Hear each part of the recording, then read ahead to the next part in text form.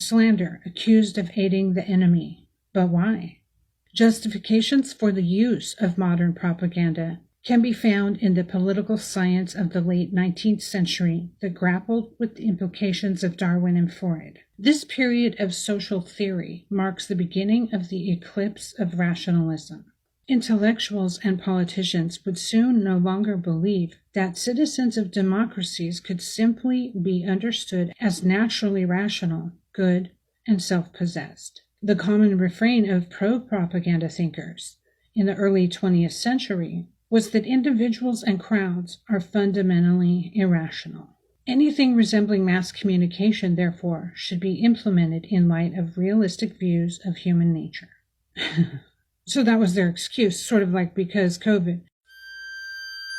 You're listening to The Frankie Files, FrankieFilesPodcast.com.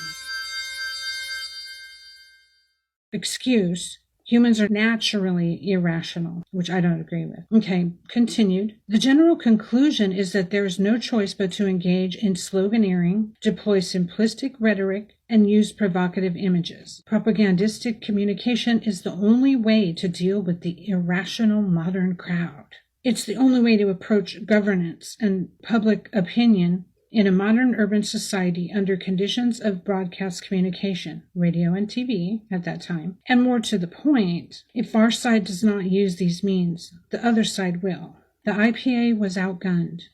The argument was over.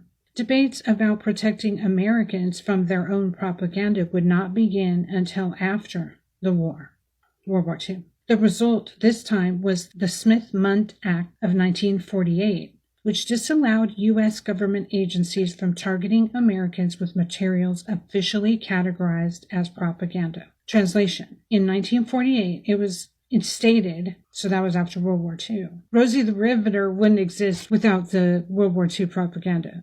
Ironic, right? But the Smith-Mundt Act, M-U-N-D-T, of 1948 is what they're pointing at this article that stopped the U.S. from using propaganda on its own citizens. More recently, the article continues, the Obama administration rolled back many of these protections. That was in 2012 as a part of the war on terror. That's why all the restrictions on people's income, if they say something wrong online, can be targeted because of these disregards to the Smith-Mundt Act of 1948 that Obama put in place.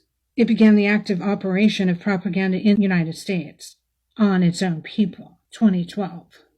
Back to the article at consilienceproject.org.